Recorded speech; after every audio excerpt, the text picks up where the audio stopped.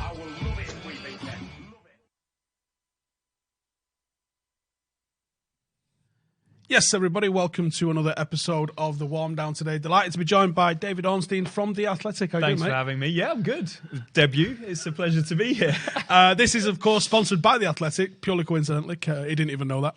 And if you would like to get 15%, I think it is now, off your first trial, then the link for that is in the description below. Go and check it out. There's some excellent stuff on there, including what David was writing today, which we are talking about, which is Manchester United have done what? They were the lead item in this week's column, and I think with good reason, because it's a good story. It's a positive story for Manchester United. The whole context doesn't necessarily reflect completely well on what's been going on there in recent years, but it is a move in the right direction, and I think United fans should be quite optimistic about what it represents. I don't want to get into the politics of Man United and you know, Ed Woodward. Is he a disaster for Man United? Is he the right person for Man United? The Glazers, etc. But on a micro level, what we're saying in this piece is that Manchester United are in the process of enhancing their behind-the-scenes operation, specifically when it comes to data analytics. In recruitment, that was as well. And it covers recruitment, it covers the academy, it covers the medical side of things. Now, a couple of things that's important to point out. Manchester United do a lot around data. They do analysis, but this is quite different to that. Firstly, it's not analysis, it's analytics. So it's the deep use of data. It's about creating algorithms themselves. It's about not just using data. Manchester United have a company, I think it's called Drip Lab and various others, where they access the data, they study it. They can't be criticised in that sense. They've got scouts all over the world. They're bringing reports and numbers and data in like you wouldn't believe. But it's how you use it. And this data analytics drive, which you can go back to things like Moneyball. You can go back to things that were pioneered and are being pioneered by Liverpool and Manchester City. The Premier League is far ahead of the likes of Spain, Italy, even Germany, who do it in a slightly different way. Their data analytics is more video-based and focused on the matches themselves. So it's more like what Brentford and Midtjylland were doing. Exactly. Leicester are doing it now as well. Brendan Rodgers has appointed their first head of analytics. But Liverpool and, sorry to mention them on this podcast, I can feel your pain. They're really leading the way on this with City and others. A guy called Ian Graham, who is said to be phenomenal. He works very closely with Michael Edwards, the sporting director, and they both have a very harmonious relationship with Jurgen Klopp. It works pretty seamlessly. Ian Graham asks for the rawest of data you can imagine. And I know you do a bit of work around analytics, so you would know what I'm talking about. He asks for the X and Y coordinates, literally where players were on the pitch at any given time. And he then decides how he's going to interpret that data, creates processes and structures and strategies, and with his team and the likes of Michael Edwards, they make their data most applicable for what they want to see at Liverpool, what they think is important, where they want to be going, where they want to improve, and it is tailor-made for them. That is what Manchester United are now hoping to do. So they are in the process of recruiting, as we know it, over a course of time. It's not going to happen immediately. 8 people, headed up by a head of analytics, headhunt. That's a lot of people for analysis. It is, and they've already got people working on an analysis, so it's not entirely new, but this particular function or remit is a real step up. So 8 people with a head of analytics, data scientists, which they haven't had so much before, and yeah, as I said, working across recruitment, medical, and the academy. Essentially, if we get rid of all the fluff that I've just talked about, it's about making more of the right decisions, less errors in all of those areas, and maximising their ability to do everything they can, leave no stone unturned behind the scenes, off the field, and hopefully that will start to translate to on-field results. Unfortunately for United fans, your club has been behind the curve. Even Moyes said that when on he this came front, yeah, and I think that's pretty surprising of a club of Manchester United's stature and calibre. And it doesn't really matter what I think. People I speak to in the analytics world and in the football world point out that United have been behind the curve, and they've got a lot of ground to make up. But this move is seen as a step in the right direction by people I really respect. It is seen as being good for the data analytics world and good for Manchester United. But the ground they have to make up is pretty significant. That said, there are many clubs who don't do it. We're talking the likes of West Ham and Crystal Palace. They take a slightly different approach. Arsenal have dabbled with analytics and are still using it to an extent, but now maybe taking a more contacts and relationships-based approach, which we saw in the January transfer window, probably combining the two. Chelsea have a great scouting operation. I'm not quite sure how their data analytics works, but Manchester United, we've seen so many stories over the last few years about them recruiting a huge number of scouts. Ed Woodward admitting that some of the recruitment has not been up to scratch. Well, whether you like him or it or not, they are taking steps that they should have been taking a while ago, and hopefully for United it will pay off. I wonder if this goes back to having Sir Alex Ferguson at the club for so long, and the job essentially grew around him. And he was essentially a director of football, wasn't he? He had the power, and the signings that we made so often was, if you listen to some of the things the players were saying, was Sir Alex Ferguson phoned me up, and I'm not saying no. And I wonder if that was our recruitment strategy, was Fergie would call you up. And when you actually look at it with a critical eye, that might explain why we had probably like 50% success rate with transfers. I look at what City and Liverpool are doing, and obviously I'm not going to enjoy the football or the team or what they're doing, but when you look at how they're run as football clubs, you have to say that they're both run quite well. And I think Jurgen's had pretty decent success with his transfers. City, I think, by and large, have had some pretty decent success with transfers of late, and you don't see them hopping around from one strategy to the next, which you see with United, which I think has been a huge issue. People like Daley Blind, if it wasn't for the Mourinho era, would probably still be a United player and probably first choice still, I imagine.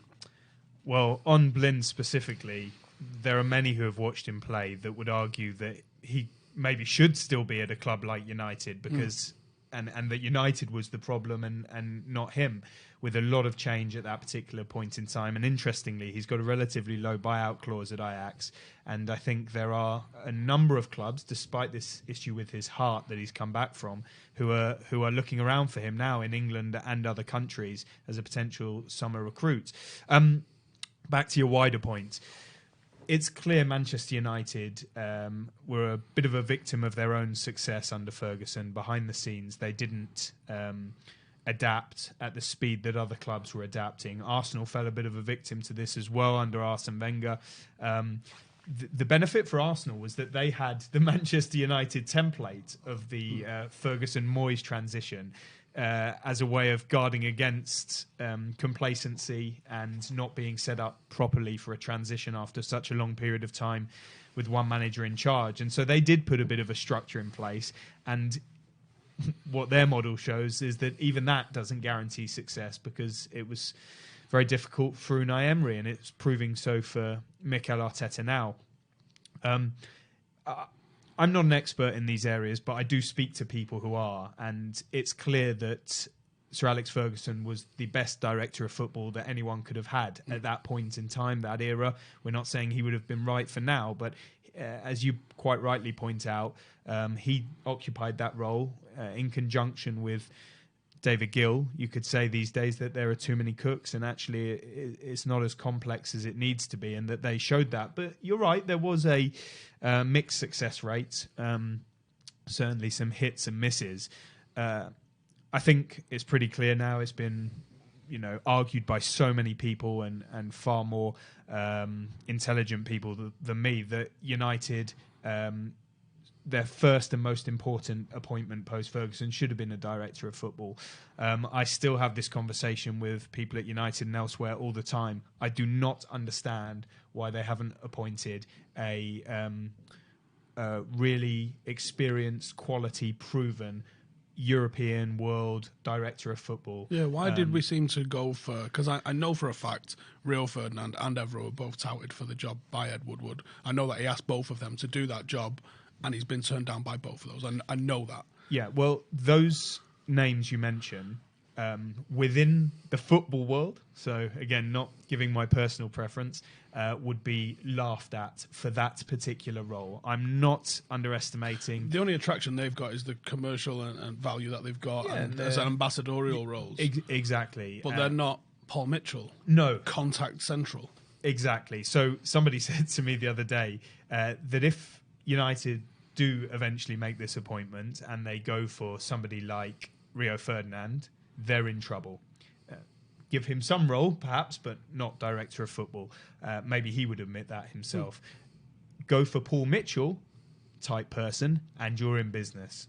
Now, United, when I say it's an absolute no-brainer, they would have a different argument, of course. They would say that they've got the right business people in place with Ed Woodward, Matt Judge, Richard Arnold, and they've got the right football people in place. Ole Gunnar Solskjaer, Mick Court, Chief Scout, whose name escapes me. Marcel Boot, and also the long-time Chief Scout, Jim Lawler. But my preference would be a director of football, without a shadow of a doubt, who can put a clear strategy in place that can leave Ed Woodward to the more commercial side and doing what he says he does in transfers, which is sign off the financials. Reports suggest that he does more than that, but I'm not privy exactly to that. Depending on whether it's successful or not. Yeah. United believe deeply in Ole Gunnar Solskjaer's vision. We've talked many times about how the recruitment works from around September time. They plan towards the following summer. If they can do deals in January, they do. They admitted Odion Ighalo was outside of that plan. So they are backing Solskjaer. I hear sort of from people who they're speaking to do with transfers and various other things behind the scenes. And when I speak to people in and around United as well, that's really genuine. They are fully behind Solskjaer. Now, there are thoughts about certain coaches, managers, if something was to change, but that is sensible for any club. I think they would regard Maurizio Pochettino very highly. I think they would regard Thomas Tuchel very highly. But they are squarely behind Ole Gunnar Solskjaer. So that comes back to the director of football point. What do you do? And it's a very delicate situation. I'm not saying it's easy, because you can undermine a manager.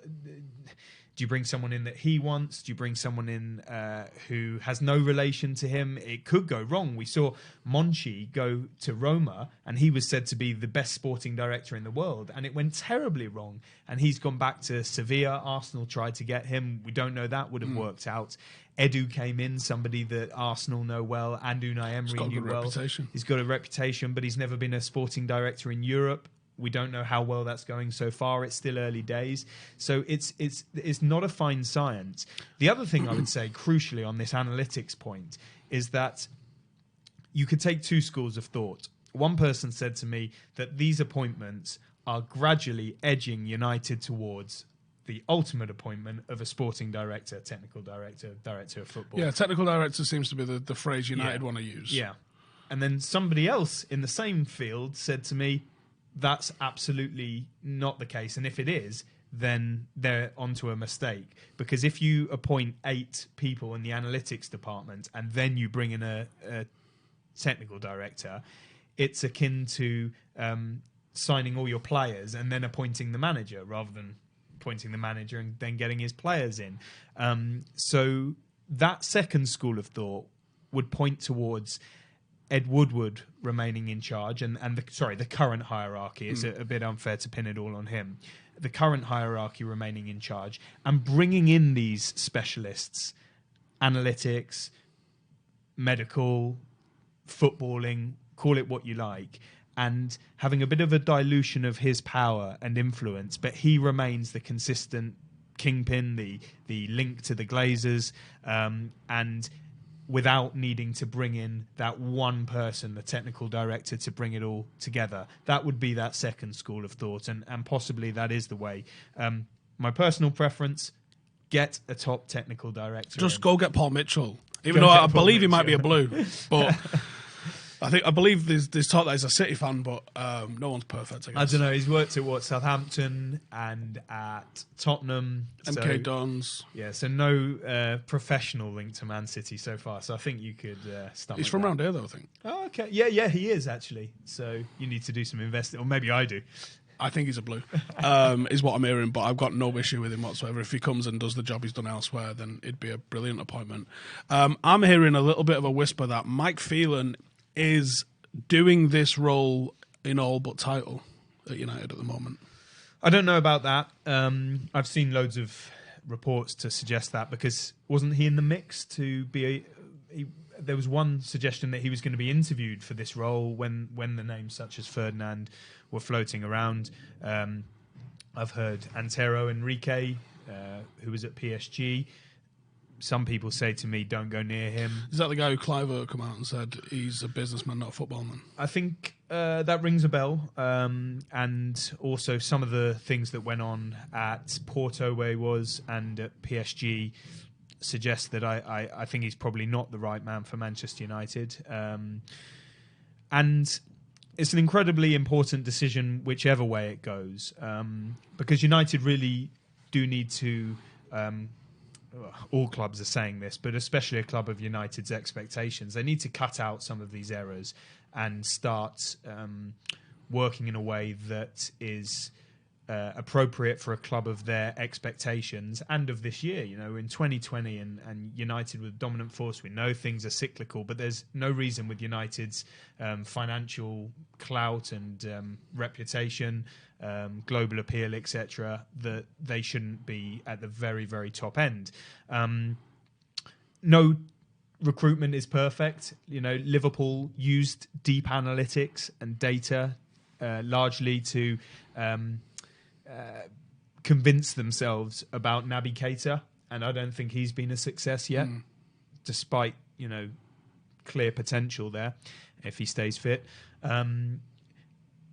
There was one example that a couple of people said to me actually that shows how United's processes aren't quite right. This is a subjective opinion, right? United would probably argue it in the other direction, but Aaron Wan-Bissaka, in ordinary circumstances, and certainly I think the United under Sir Alex Ferguson, although not guaranteed, would have gone to an intermediary club, and I don't want to label these clubs intermediary, just to be clear, but a sort of stepping stone, whether it be a Newcastle or an Everton, before working his way to Manchester United, because Aaron Wan-Bissaka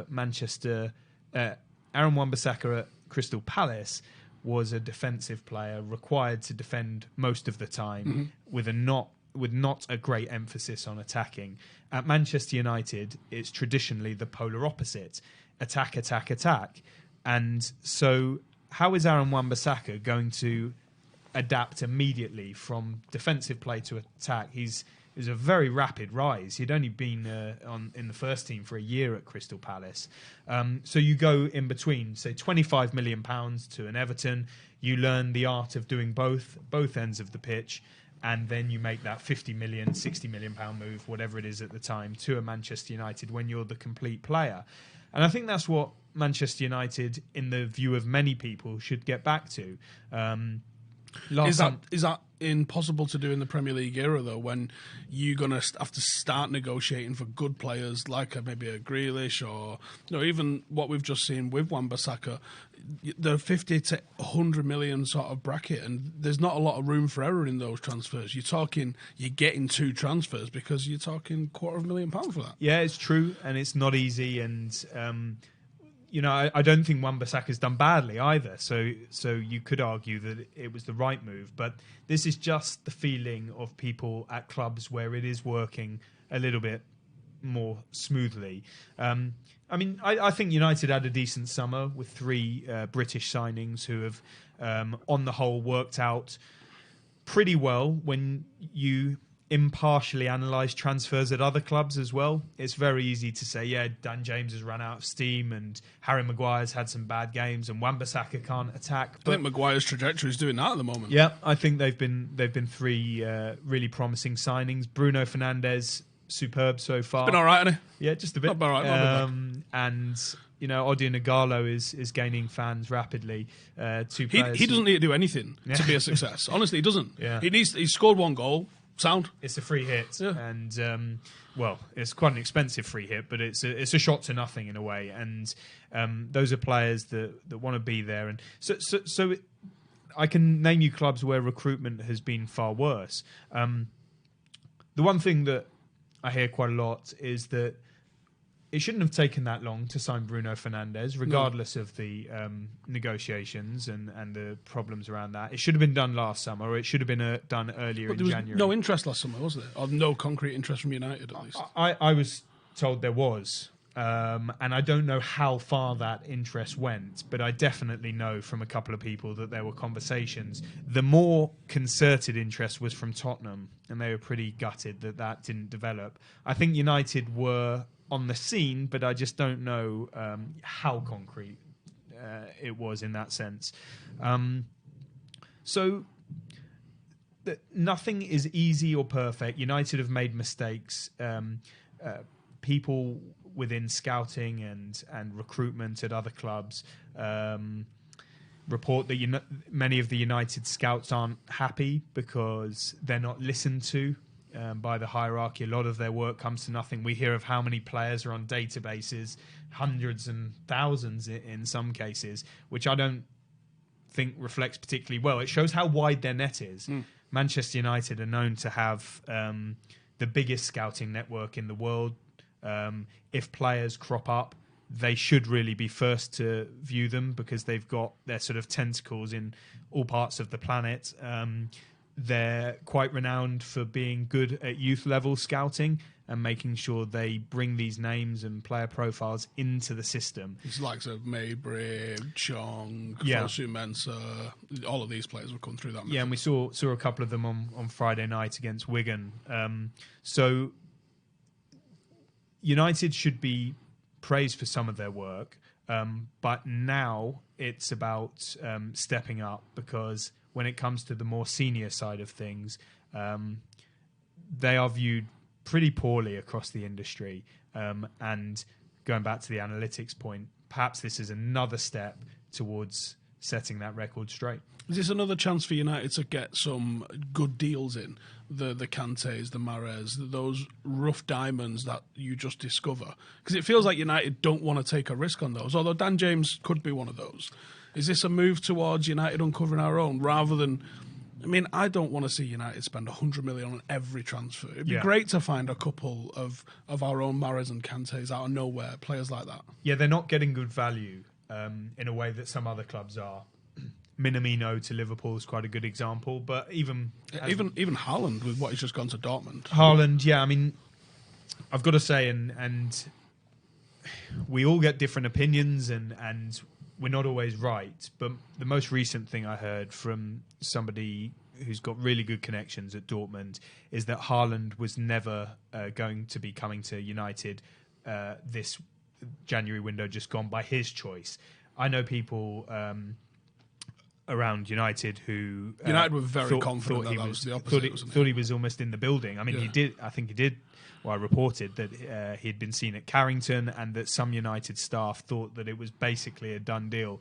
They were just waiting for it to be announced. I've heard that from Haaland's perspective, he was never going to come to United. Now, if he listened and he's got a good relationship with Solskjaer and they weighed things up, his dad, Alfinger, and the boy himself, then maybe that's fair enough. That's due diligence. But as recently as I know it, his plan, which was very clear from a young age with his father, was that we go to the Bundesliga first and then we make the move across, whether it's Manchester United, Real Madrid, Barcelona, or whatever. Now, that doesn't mean things always work out as you plan. Maybe the Dortmund deal might not have been right, and perhaps it hasn't got off to the best of starts, though, has it, Dave? I don't want to rub salt in United fan wound, but perhaps what I'm saying here is a bit of a crumb of comfort that despite United making, a really concerted effort to bring him in. Now, you could criticise this because you could say if he didn't want to come, then why did you take things so far down the line? And my answer to that would be that you try and convince a player to come and it might not work out as the negotiations. And from take his place side, at you want to Dortmund. make sure that the interest is legit from Dortmund, Yeah. and there's always a playing off happens. Yeah, Isn't there? and there's always a way to sort of criticise, and it happens around all clubs. You guys are in a bit of a bubble and a fish tank with Man United. But a frying pan, you mean? Frying pan. These conversations and these the criticism and the praise and the frenzy of conversation is going on at every club, and sometimes we don't realise that when we're inside one bubble. I was told that Mino Raiola, while he was, of course, heavily involved, was more the front of this, the man to go into battle, the dog of war, the man to do the dirty work, to make the connections at the clubs, to hold the meetings. But make no mistake, what I'm told is that it's Haaland and his father who are driving this, and I'd be really intrigued to see if it does end up playing out as we've been told. A stop at Dortmund and then on. Be weird if a lifelong City and Leeds fan whose dreams to watch Leeds win the Premier League rocks up at Old Trafford and bags, because I think he'll score a couple of goals if he comes, looking at how he's gone so far. There's a fair chance. But back to your original point of finding some gems. Look, the game now is about value and unearthing these talents for as low a fee as you can and developing. Maybe I say the game now, that's probably always been the case, but with this analytics and this ability to scour and do due diligence like never before. So, yeah, Dan James is an interesting example because there is a chance that can go on to be seen as a really good value deal. The way the season's panned out, there's a risk it was a slight overpay at the time, but perhaps... I think he's been just rushed into playing more minutes, more starts than I think anyone ever really expected from him because of the injuries and because of how paper-thin the squad was. Yeah, I think Maguire was an overpay, but I don't think that means it's not a good player to have. And that is another thing where I think a director of football might come in, where I think if I see Paul Mitchell sitting there negotiating a deal and he says, I'm going to pay you this, and he goes, well, we want 100. He goes, oh, fuck off, he's worth this much. Yeah. I see Paul Mitchell having the authority to know and be respected for knowing how much someone's worth is, working at all the levels he's worked at. You raise a crucial point. Knowing the market is absolutely imperative, and I'm not sure... United will say they know the market inside out. I'm not sure others would agree with that. And there was somebody high up in recruitment that I spoke to recently, and he said United always end up paying whatever it will take in the end. And everyone in everyone in meetings with United about a potential signing know that they will cave, was the word I was told. They'll cave at the end. Now, I'm not underestimating Matt Judge and his negotiating skills, but they caved on Aaron Wan-Bissaka. They caved on Bruno Fernandes, although there'll be some debate about whether they... Yeah, I was going to ask you about that in a second. How did we get him so cheap? Well, come back to that, but they caved on Maguire. On Harry Maguire. And cave is maybe a harsh word. I'm using a word that was told to me, but they will always pay it. And so on your original point, I don't know if we're going to see United plucking gems. It would appear they've got some brilliant talent coming through, and they're trying to, in terms of some of the clubs that they've fended off, to acquire a couple of young boys that I've heard about. I would suggest that they're maybe focusing more on winning at that younger level than necessarily winning the sort of intelligence battle at first team level. On Bruno Fernandes, I don't really know the ins and outs of it, and it was I was told it was a bit dubious going into that final week, but then you don't know what tactics are at play here. whether the media are used to kind of play United's hand in a certain way. With the Barcelona interest for 20 minutes, I whatever mean, it was. that one I was told was untrue, but then you don't know if you're being told it's not looking good, whether it really is, but that's quite a nice distraction tactic, or if it's looking good. That, you know, there's so many sort of political machinations that go on in these situations. I think that will be seen to be quite a good deal. And the only thing I can think, and this is not an educated view, is that ultimately it was known in the game that Sporting needed to sell. And so Bruno would have pushed. United clearly felt that this was now finally the time to do it. And the early indications suggest that, my goodness, when you're seeing defenders going for £85 million and talk of Koulibaly for over 100 million, then bringing Bruno in for whatever it ended up as, and his performances so far may see that to be a steal. Which might lead us to a good negotiating point when we go and speak to Aston Villa at the end of the season. Because if they go, we want 100, will we go, well, I don't know if you met this Portuguese fella that we got for 45. I think his value is probably more down at that end. Yeah, I think it's going to be really interesting with Grealish because, you know, the suggestions have been around Grealish and Maddison mainly for that sort of I don't understand midfield. Bringing both of those in, to be honest. No, I mean, I think, could be wrong here, but it's about going for both and seeing what you come out with. Both slightly similar profiles and positions, etc. I think Maddison will be far tougher because Leicester could well qualify for the Champions League. Manchester United might not. Even if they both do, Leicester are in a really strong position contractually. He's only, a year and a half in from joining from Norwich on a long-term signed an deal. extension a couple of months ago, was it, as well? He's not signed an extension. Was it not? No, and that's one to watch out for. I think it's very close. And Leicester are hopeful, but it's not done yet. I could see him signing an extension with Leicester, and then, I'm just predicting here, maybe then in 18 months' time we're having this same sort of conversation again, because it would appear his stock is only going to rise, and that would probably suit everyone. He proves himself to the likes of Manchester United that he's a consistent performer at the top level. He develops more personally and professionally. Leicester get maximum value for him yet again. They're brilliant sellers, Leicester. They're great at managing contractual situations.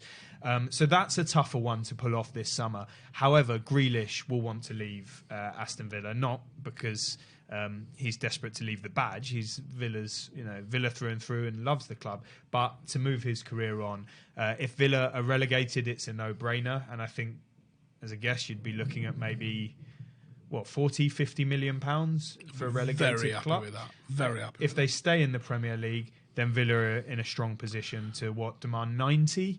I saw it listed 80, 90. So that's going to be a fascinating situation. Prediction would be that that's more likely than James Maddison. Yeah, I agree. But it won't be the only name on Manchester United's radar for the summer. Before we talk about him, I think it's going to go like this. Try and get the deal done today, like literally before 5 o'clock, right? Because I think every time you leave this, if he gets an England call-up, 10 mil. If they stay up, 10 mil. If he plays in the Euros, extra 10 mil. If he scores or gets a man of the match or he has a stand-up performance, now you're talking about 80, 100 million. Yeah. And I think if you could just do the deal now, is he a player that we want? Seemingly. Yeah. So let's get it done. I mean, I was told he was United's first choice back in December or something like that. Yeah, that's a good theory. And if everything worked that simply, all clubs would do it. Chelsea moved quickly for Hakim Ziyech and got that done.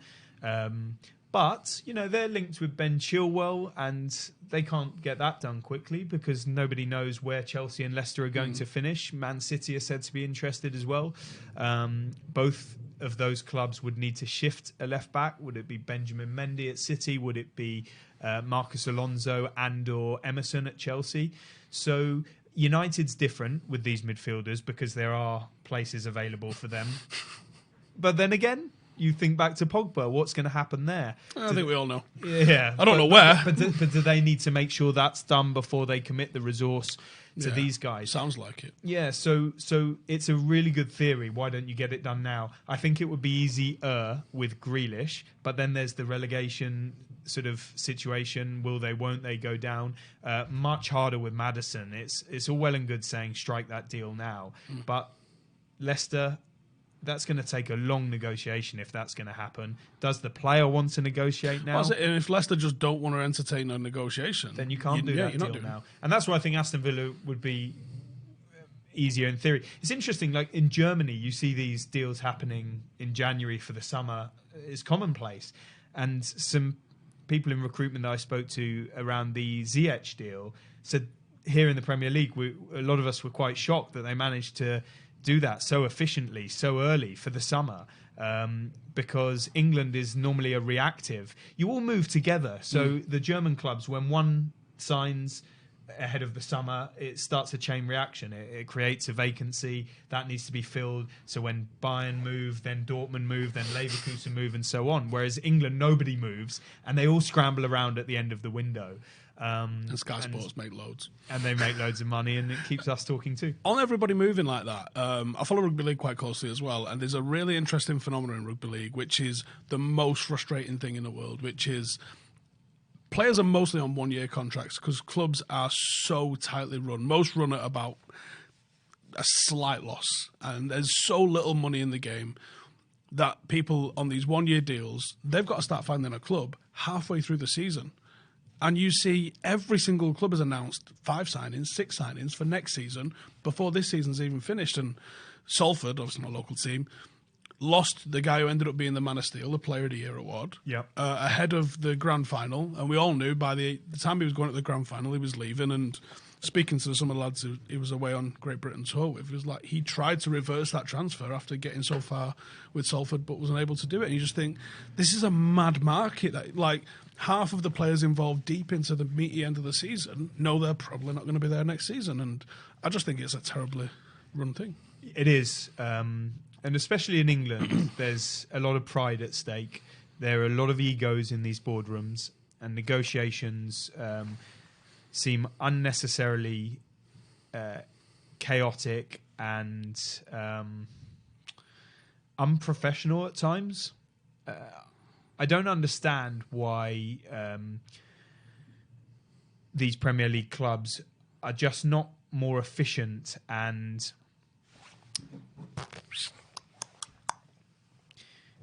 it's really hard for us to say that, actually, because when we don't quite understand all the intricacies.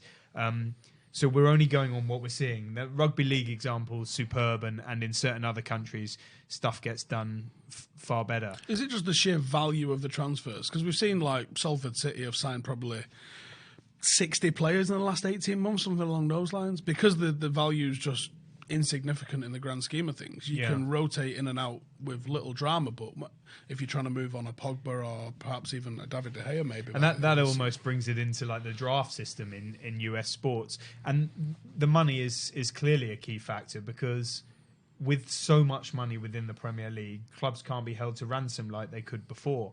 Now, the players hold the power because they're so wealthy, they can down tools, etc. But the clubs can dig their heels in a way they probably certainly didn't before the television money really started to ramp things up. So I think the rugby league vision is ideal practice.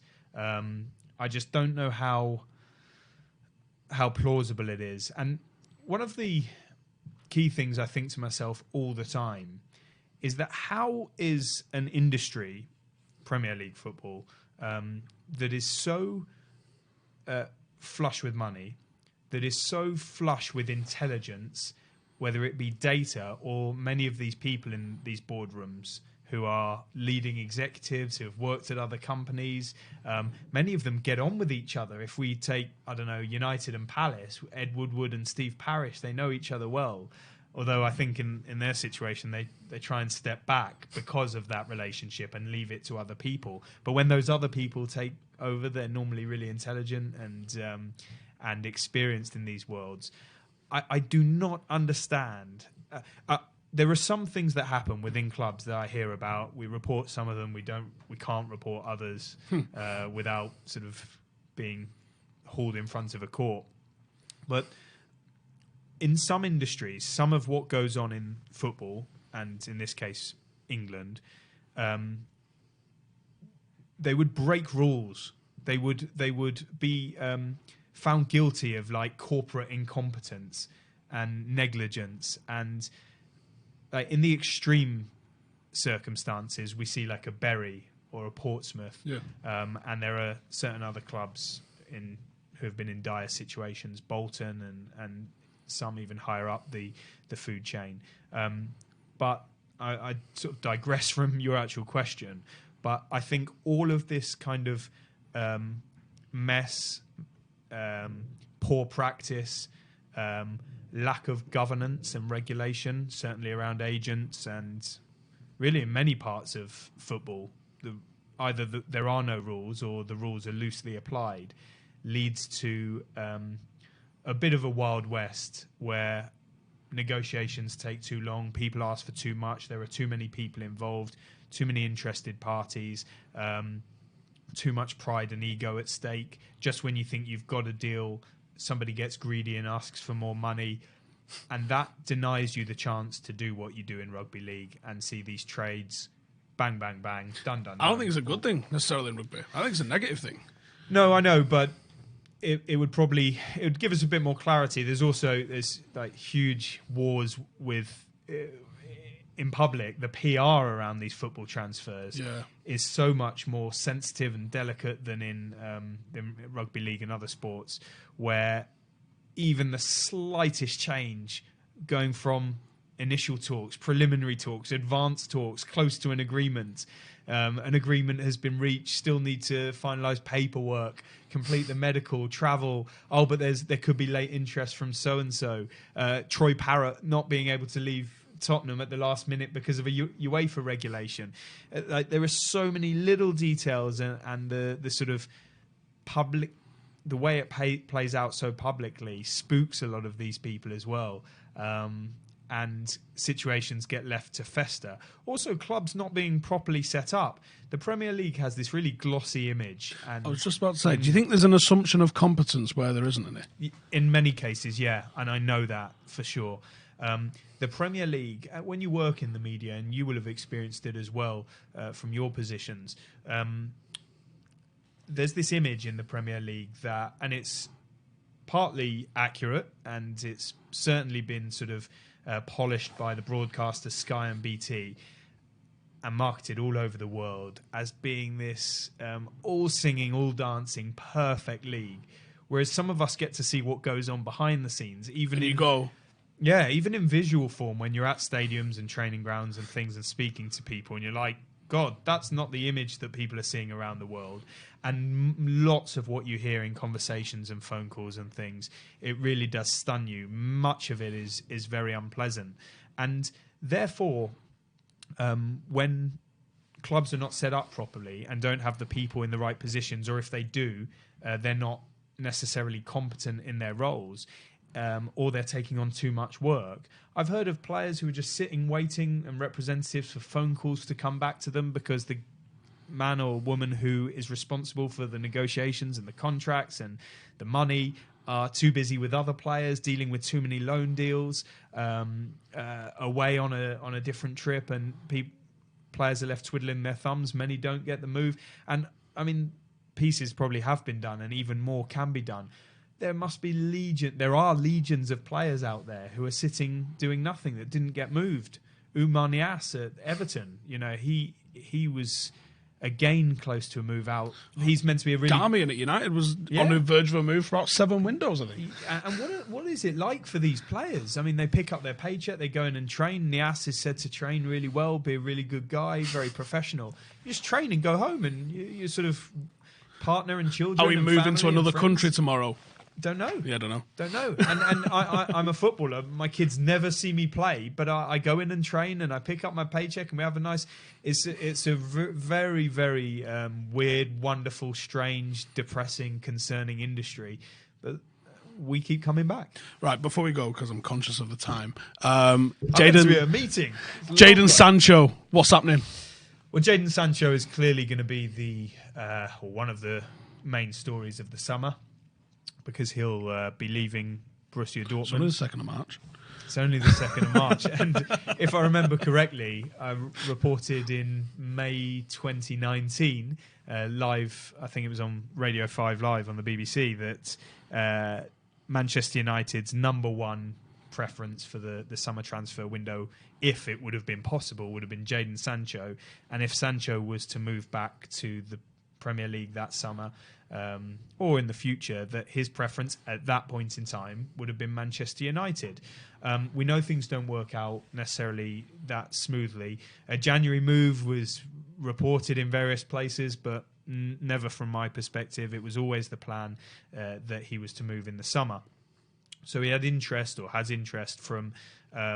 he could move wherever he wants, but most prominently from, and in no order, Real Madrid and Barcelona in Spain, and then in England, Manchester United, Liverpool, Manchester City asking to be kept abreast of the situation. I reported this a while ago. This is not necessarily up-to-date information, and no contact at that point in time from Chelsea. So really a four of the two Spanish clubs, Manchester United and Liverpool.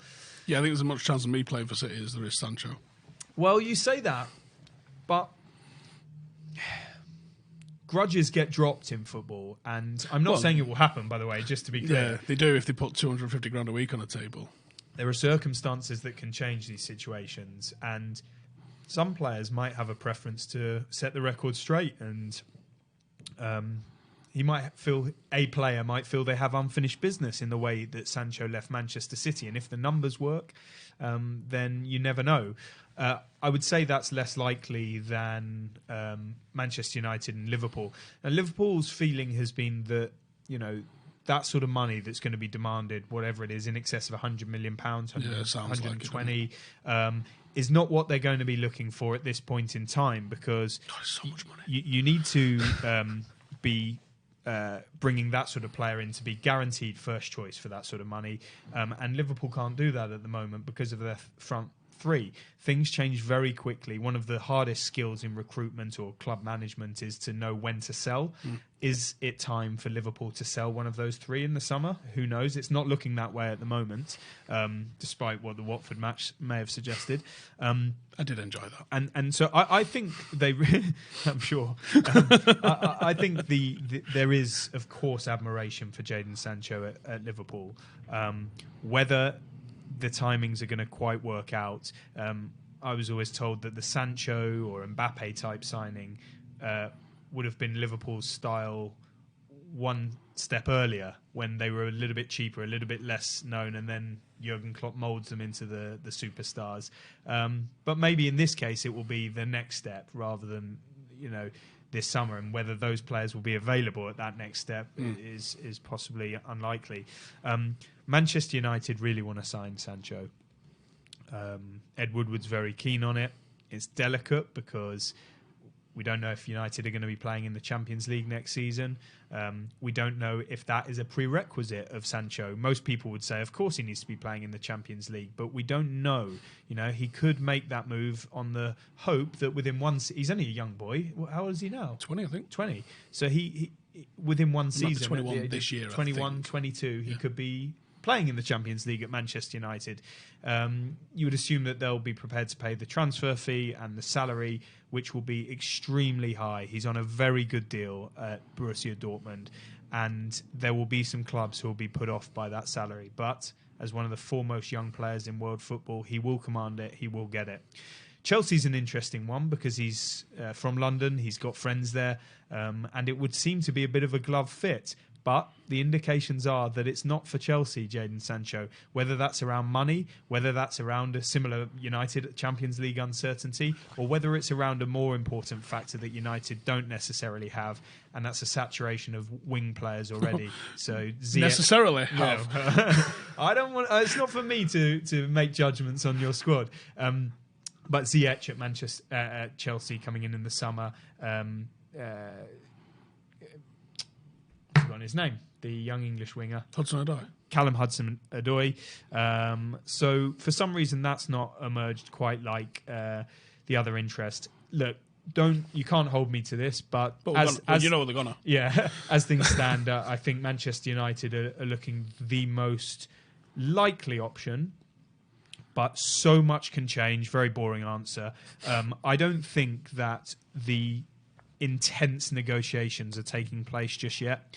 They'll start to hot up now that the January transfer window, and by that, before people say you can't negotiate with a player, who's under contract, but it's possible to express interest and make it known what you'd be prepared to do in an informal way that isn't tapping up, isn't an illegal approach. But isn't this why agents exist as well? Yeah, exactly. You represent X-player. Me and you have a conversation. Yeah. I've not necessarily directed it Exactly. straight at Sancho, but... And it happens every day in football. I don't think those conversations wanted to be entertained by Sancho and his camp leading up to January. I think they do want to and need to entertain them post-January. But I think with so many of these deals, the likes of Grealish, Maddison, others, Chilwell, deals across all clubs will really start to hot up in April time, and then bang, the deals need to be done because there's a Euros. Yeah, the Euros. Though there is a longer transfer window. Yeah, thank God they got rid of that. Well, you say that, but some people that would have wanted to be going on holiday towards the end of August now can't because they've bless. Yeah. I mean, the Maldives will wait, mate. Yeah, the bringing it forward was ludicrous. The moment that other countries didn't follow suit, you knew it was going to be put back to the end of summer. David, thank you for joining me. Thank you for having me. It's been awesome. Go and check out the Ornstein and Chapman podcast over on Athletics, over on iTunes. You can go and listen to it. It's good. I listened in the car this morning on the way in. Thank you. You didn't have to say that. Well, I do, though. I listened to that, the Zonal Marking one, and the Talking Devils one. They're all pretty good. Madness launching about 114 podcasts on the same day. But yeah, and there's probably more to come, but... and if you want to check out some of the writing from David and some of the others that cover not just United but all the football teams around the world, actually, there's a right horde of writers that you've got in there. There are. Better too many than too few. True that. In the description, that's theathletic.co.uk/Howson, and you can get all sorts of bonuses for doing that. Right, David, thank you very much. Thank you, mate. Make sure to subscribe, get your questions, comments, and abuse in the bottom, and I'll see you in the next one. Laters.